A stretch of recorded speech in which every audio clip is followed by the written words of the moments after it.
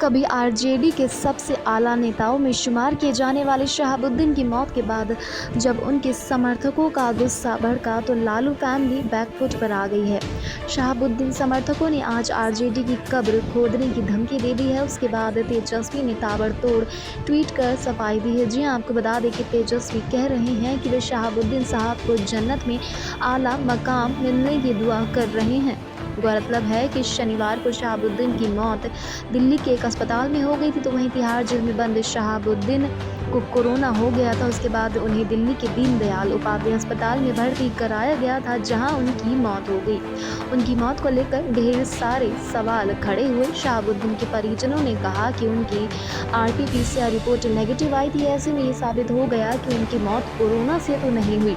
तो वहीं रिपोर्ट आने के बाद रविवार को शव को दफनाने से भी रोक दिया गया था। तो वहीं दूसरी ओर शहाबुद्दीन की मौत के बाद उनके समर्थकों में आरजेडी को लेकर भारी गुस्सा है। शहाबुद्दीन के पैतृक गांव सिवान के प्रतापपुर में लोग आरजेडी को कोस रहे हैं, तो वहीं दूसरी ओर सोशल मीडिया अकाउंट पर शहाबुद्दीन समर्थक आरजेडी की कब्र खोदने की धमकी दे रहे हैं। उनका आरोप है कि शहाबुद्दीन की मौत के बाद आरजेडी नेतृत्व के उनके परिजनों की कोई मदद नहीं की। उनके शव को पैतृक गाँव लाना था, लेकिन तेजस्वी या लालू प्रसाद यादव ने साथ नहीं दिया। दिल्ली से शहाबुद्दीन समर्थकों ने अस्पताल के बाहर से फेसबुक लाइव कर आरजेडी को सबक सिखाने की खुली धमकी दी है।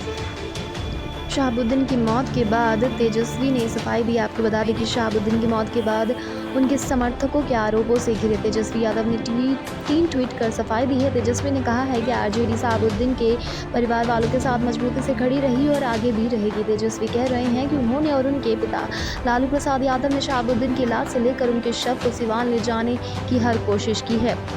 उन्होंने ट्वीट कर लिखा है कि हम ईश्वर से मरहूम शहाबुद्दीन साहब की मगफिरत की दुआ करते हैं और प्रार्थना करते हैं कि उन्हें जन्नत में आला मकाम मिले। उनका निधन पार्टी के लिए अपूरणीय क्षति है। राजद उनके परिवार वालों के साथ हर मोड़ पर खड़ी है और आगे भी खड़ी रहेगी। तो वहीं अपने दूसरे ट्वीट में उन्होंने लिखा कि इलाज के सारे इंतजाम से लेकर मैयत को घर वालों की मर्ज़ी के मुताबिक उनके आबाई वतन सिवान में सुपुर्द खाक करने के लिए मैंने और राष्ट्रीय अध्यक्ष ने स्वयं तमाम कोशिशें की। परिजनों के संपर्क में रहे, लेकिन सरकार ने हट धर्मिता अपनाते हुए टाल मटोल कर आखिरकार इजाज़त नहीं दी।